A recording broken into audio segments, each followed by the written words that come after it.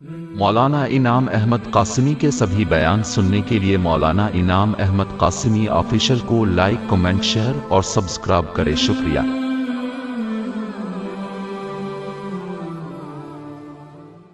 نحمدہ و نصلی علی رسولہ الکریم۔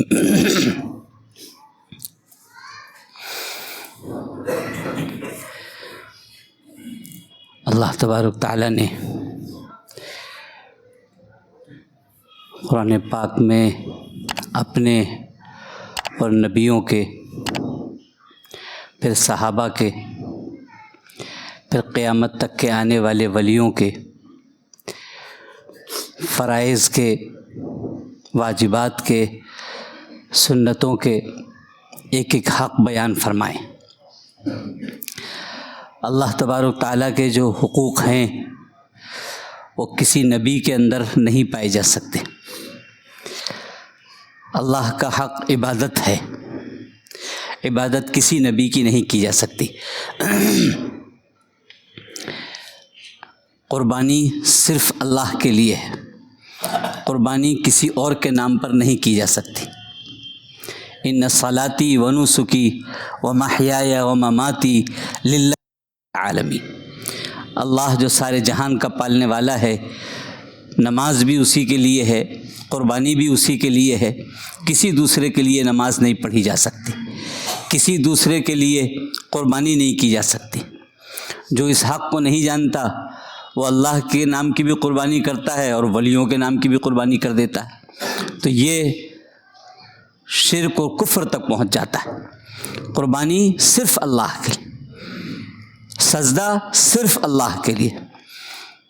صحابہ کرام نے اجازت مانگی پیارے حبیب امام الانبیاء صلی اللہ علیہ وسلم سے، یا رسول اللہ ہم دیکھتے ہیں کہ آپ پیڑوں کے سامنے سے گزرتے ہیں تو پیڑ بھی جھک جاتے ہیں، آپ کو سلام کرتے ہیں، آپ کا استقبال کرتے ہیں، آپ کا احترام کرتے ہیں۔ ہم کو بھی سجدہ کرنے کی اجازت دے دی جائے کہ ہم آپ کے لیے سجدہ کیا کریں۔ اللہ کے حبیب امام الانبیاء صلی اللہ علیہ وسلم اللہ کے لیے خالی سجدہ ہے، باقی کسی کے لیے بھی نہیں ہے، اس لیے سجدہ کرنے کی اجازت نہیں۔ تو سجدہ صرف اللہ کے لیے، عبادتیں صرف اللہ کے لیے، کوئی بھی عبادت کسی بھی ولی کے لیے، کسی بھی نبی کے لیے نہیں کی جا سکتی۔ پھر نبیوں کا مقام آتا ہے تو نبیوں میں سب سے بڑا مقام امام الانبیاء جناب محمد رسول اللہ صلی اللہ علیہ وسلم کا ہے۔ آپ کے برابر کوئی نبی نہیں ہو سکتا۔ تلک الرسل فضلنا بعضهم علی بعض، اللہ تبارک تعالیٰ نے قرآن پاک میں اس کو بھی صاف کر دیا۔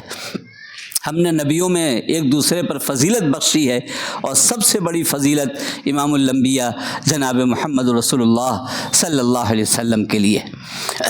اللہ کے حبیب کا ایک مقام ہے جو کسی نبی اور رسول کا مقام نہیں۔ پھر اس کے بعد تمام نبیوں اور رسول ہیں، اس کے بعد پھر صحابہ ہیں۔ جو چیز نبی کے لیے جائز ہے وہ صحابہ کے لیے جائز نہیں ہے، ان کا ایک مقام ہے۔ صحابہ کے اندر سب سے بڑا مقام حضرت ابو بکر صدیق رضی اللہ تعالیٰ عنہ کا ہے۔ حضرت ابو بکر صدیق رضی اللہ تعالیٰ عنہ سے بڑا مقام نبیوں کے بعد کسی کا نہیں ہے۔ یہ تمام چیزیں مدلل ہیں، اور پیارے حبیب امام الانبیاء صلی اللہ علیہ وسلم نے اس کو صاف طور سے ذکر فرما دیا ہے۔ حضرت عمر رضی اللہ تعالیٰ، اللہ کے حبیب نماز کے لیے تشریف نہیں لائے، بیمار ہیں۔ حضرت ابو بکر رضی اللہ تعالیٰ عنہ کو امامت کا حکم مل رہا ہے کہ آپ نماز پڑھائیں، کیونکہ نبیوں کے بعد مقام حضرت ابو بکر صدیق رضی اللہ تعالیٰ۔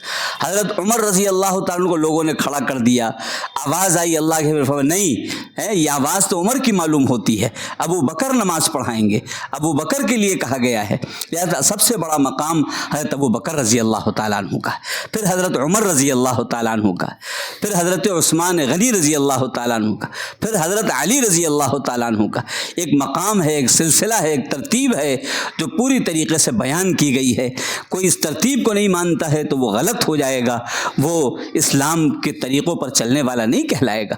اسی طریقے سے پھر صحابہ کے بعد اولیاء کرام آتے ہیں، تو صحابہ کے مقام پر کوئی ولی نہیں پہنچ سکتا ہے۔ سارے کے سارے ولی مل جائیں ایک صحابی کے برابر، کیا ان کے گھوڑے کی جو کہتے ہیں، کسی سے پوچھا گیا تھا حضرت عمر ابن عبدالعزیز کا مرتبہ بڑا ہے یا صحابہ سے اس کو مثال دی گئی، فرمایا حضرت عمر ابن عبدالعزیز رضی اللہ عنہ صحابی نہیں ہیں، घोड़ा भी सहाबी का जो है उनकी नाक की जो धूल होती है वहाँ तक भी सारे नबी नहीं पहुँच सकते हैं। सहाबा का वो मकाम है। रज़ी अल्लाह अन्हुम व रज़ू अन, अल्लाह ने उनकी रज़ामंदी का और जन्नत का होने, जन्नती होने का ऐलान कर दिया है। लिहाजा सहाबा के मकाम पर कोई नहीं पहुँच सकता है, सारे दुनिया के वली मिल कर के भी उस मकाम पर नहीं पहुँच सकते हैं। तो सहाबा का मकाम अल्लाह ने खुद बयान फरमाया है कुरान पाक के अंदर, इसलिए सहाबा ही रहेंगे, कोई वली उनका मुकाबला नहीं कर सकता है। उसके बाद फिर वलियों का मकाम है। वलियों में भी अल्लाह तबारक तआला ने बड़े बड़े वली बनाए हैं और उसके अंदर बहुत से वलियों का मकाम एक बड़े मर्तबे पर पहुंचा हुआ है। इसी तरीके से अल्लाह तबारक तआला ने जो इंसान के ऊपर चीज़ें फरमाई हैं, अहकामात दिए हैं, वो कुछ फ़र्ज़ के दर्जे में हैं, कुछ वाजिब के दर्जे में हैं, कुछ सुन्नत के दर्जे में हैं, कुछ मुस्तहब के दर्जे में हैं। इन सब का एक मकाम है, उस मकाम को बाकी रखना ज़रूरी है। फ़राइज़ जो चीज़ें हैं वो हर हाल में, यानी कुरान पाक में जिसको साफ तौर पर हुक्म दे दिया गया, ये फ़राइज़ कहलाते हैं। इन फ़राइज़ जिसका अल्लाह ने कुरान में बराह रास्त हुक्म दिया है, नमाज है, रोज़ा है, ज़कात है, हज है, इसका हुक्म कुरान पाक में बराह रास्त अल्लाह ने अपने बंदों को दिया है। ये चीज़ें फ़र्ज़ कहलाती हैं कि जिसको अल्लाह ने बराह रास्त हुक्म दिया हो। प्यारे हबीब इमामुल अंबिया सल्लल्लाहु अलैहि वसल्लम ने जिसको ताकीद के साथ हुक्म दिया हो उसको वाजिब कहा जाता है, कि कुरान में और हदीस में फ़र्क रखा गया है। कुरान नंबर अव्वल और हदीस नंबर 2 पर है। तो कुरान का जो हुक्म है वो फ़र्ज़ कहलाता है, फ़र्ज़ का मकाम पाता है। लिहाजा उसका मकाम और वाजिब का मकाम बराबर नहीं हो सकता है। वाजिब का मकाम और सुन्नत का मकाम बराबर नहीं हो सकता है। वाजिब छूटेगा उसकी भी क़ज़ा उसको करनी पड़ेगी। मिसाल के तौर पर किसी की नमाज़ें कुछ छूट गई, उसका इंतकाल हो गया, तो अब जब फ़र्ज़ का फ़िदिया दिया जाएगा तो वाजिब का भी फ़िदिया दिया जाएगा। 5 नमाजें खाली इसका फ़िदिया नहीं दिया जाएगा, 6 नमाज़ों का फ़िदिया दिया जाएगा, इसलिए कि वाजिब भी एक फ़र्ज़ का मकाम रखता है। तो वित्र की नमाज वाजिब है, इसलिए 6 नमाज़ों का फ़िदिया दिया जाता है, 5 नमाज़ों का नहीं, 6 नमाज़ों का दिया जाता है। ये एक मकाम है जो अल्लाह ने मुकर्रर फरमाया है।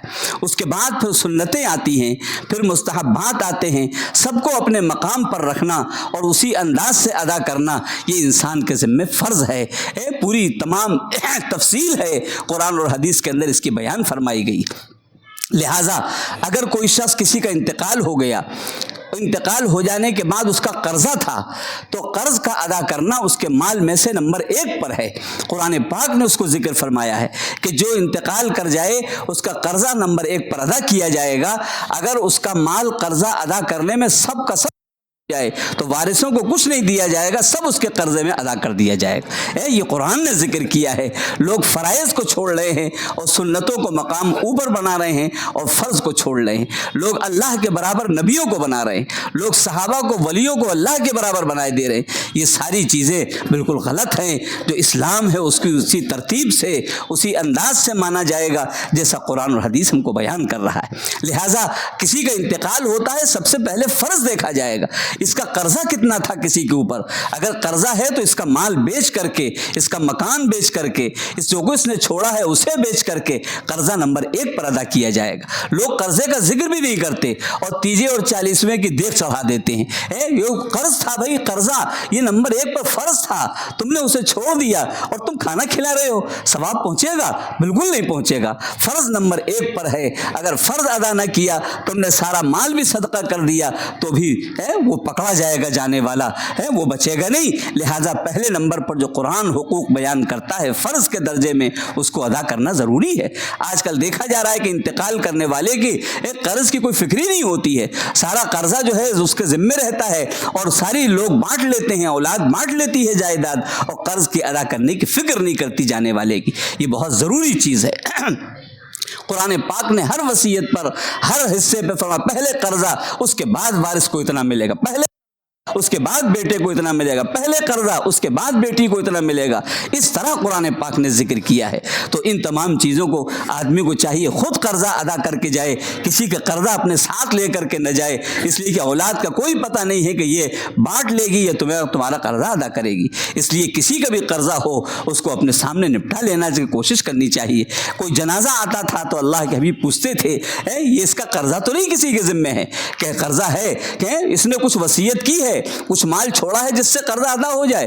कहा नहीं, कुछ नहीं छोड़ा है। कहा जाओ नमाज जनाजा तुम लोग पढ़ लो, मैं नमाज जनाजा नहीं पढ़ाऊंगा। है इतनी ताकीद फरमाई गई है कि फ़र्ज़ के नंबर पर है कर्जा अदा करना, इससे लोग गाफिल होते चले जा रहे हैं। कुछ नमाजें उसकी छूट गई हैं, उसका फिदिया अदा कर दो। है कि उसने नमाज नहीं पढ़ पाया आखिरी वक्त में, कुछ मजबूरी में छूट गई, तो फरमाया इसका भी फिदिया है, 6 नमाजों का रोज़ाना के हिसाब से फिदिया अदा कर दो ताकि ये पकड़ा ना जाए। ये सारी चीज़ें एक एक चीज़, फिर वसीयत है, उसने क्या वसीयत की थी उसका ख्याल किया जाएगा। ये सारे दर्जे कुरान पाक में बयान किए गए हैं, इसकी तरफ से हम गाफिल होते जा रहे हैं। इसी तरीके से क्या क्या फ़राइज़ हैं, क्या क्या वाजिबात हैं, क्या क्या सुन्नतें हैं। नमाज आदमी नहीं पढ़ता और नज़र नियाज कर देता है। नज़र नियाज, नमाज फ़र्ज छोड़ रहे हो और नज़र नियाज समझ रहे हो कामयाब हो जाओगे, हरगिज़ कामयाब नहीं हो सकते हैं। ये सारी चीज़ें एक मकाम है, एक दर्जा है जो कुरान और हदीस में उसको बयान किया गया है। ऐसी एक शख्स जा रहा था, वो दूध बेचने के लिए उसने अपने दूध के अंदर पानी मिलाया और जो पानी बच गया उसको बैठ के पीने लगा। किसी ने पूछा कि ये बैठ के क्यों पी रहे हो? कि सुन्नत है, कि भाई बैठ के पानी पीना सुन्नत है और दूध में पानी मिलाना। ये सारी चीज़ें, कैसी चीज़ें आज सुन्नतों और नवाफिल पर हम देख रहे हैं और फ़राइज़ छोड़ रहे हैं, फ़राइज़ छूटते चले जा रहे हैं। किसी शख्स कत्ल करने का किसी का इरादा कर रहा है और चाहता है मैं इसको कत्ल कर दूं और कत्ल नहीं कर पा रहा है। बदन के ऊपर मच्छर का खून लग गया, खटमल का खून लग गया, तो मसला पूछने आ रहा है ये खून जो लग गया है ये क्या है, कैसा है, ये इससे नमाज होगी या नहीं होगी? अरे तुम मच्छर का खून देख रहे हो, के खून के पीछे पड़े हुए हो और मच्छर का खून देख रहे हो। ये सब चीज़ें नहीं हैं। इस्लाम में सारी चीज़ों को साफ साफ तौर पर जिक्र किया गया है। हज़रत उस्मान गनी रज़ी अल्लाह ताला अन्हु की बीवी बीमार हैं, अल्लाह के हबीब की बेटी हैं, बीमार हैं और ग़ज़वा बदर का ऐलान हो चुका है। सारे सहाबा ग़ज़वा बदर की तरफ रवाना हो रहे हैं। ये ऐसी जंग है, ऐसा ग़ज़वा है कि जैसा मकाम किसी का नहीं है। जो उसमें शरीक हो गया वो सबसे बुलंद दर्जे का सहाबी है। हज़रत उस्मान गनी रज़ी अल्लाह ताला अन्हु से अल्लाह के हबीब ने इरशाद फरमा दिया कि उस्मान तुम यहाँ ठहरो, तुम्हारी बीवी बीमार है, तुम इसका ख्याल करो, इसका इलाज करो, इसकी चीज़ की देख रेख करो। लोग कहने लगे अरे औरतें घरों में छोड़ी जाती है, तुम्हें छोड़े जाएगा, तुम यहाँ घर पर रहोगे औरतों की तरह। उनको एहसास हुआ दिल के अंदर कि या रसूल अल्लाह इस्लाम में कहा नहीं, तुम यहीं रहो, तुम्हें बीवी का जो है तुम्हारे ऊपर हक फ़र्ज है, इसको अदा करो। रवाना हो गए सारे लोग। लेकिन जब नाम लिखा जाता है बदरीन का तो हज़रत उस्मान गनी रज़ी अल्लाह का भी नाम लिखा जाता है। क्यों लिखा जाता है? आप शरीक तो हुए नहीं थे, अल्लाह के हबीब का हुक्म मानना बड़ा है, ये फ़र्ज था, इसको मानना ज़रूरी था। उन्होंने अल्लाह के हबीब का हुक्म माना, लिहाजा जब बदरियों का नाम लिखा जाएगा, बदरीन का नाम लिखा जाएगा तो हज़रत उस्मान गनी का भी नाम लिखा जाएगा। ये है असल में फ़राइज़ को मानना, फ़राइज़ को देखना। उसके बाद वाजिबात हैं, उसके बाद सुन्नत हैं, उसके बाद निफ़ल हैं। ये सारे एक मकाम हैं जो कुरान और हदीस के अंदर बयान किए गए। लोग सारी चीज़ों को छोड़ रहे हैं आजकल, निफलों का ख्याल कर रहे हैं और फ़राइज़ छोड़ रहे हैं। इससे ये चीज़ें जो हैं ये अल्लाह के यहाँ मकबूल नहीं हुआ करती हैं। लिहाजा इन तमाम चीज़ों को पूछ पूछ करके उसी अंदाज से अदा किया जाए। अपनी अक्लें चलाना और अपने तौर पर फैसले कर लेना, अपने तौर पर समझ लेना कि इसका ये मतलब है, ये गलत है। जब तक हम कुरान और हदीस की तरफ नहीं जाएंगे, सहाबा से नहीं पूछेंगे, हमें किसी चीज़ का मतलब मालूम नहीं होगा। अल्लाह तबारक तआला हर एक का मकाम जो आपने बयान फरमाया है, प्यारे हबीब और सहाबा ने जो बयान फरमाया है, अल्लाह उस पर अमल करने की तौफीक नसीब फरमाए।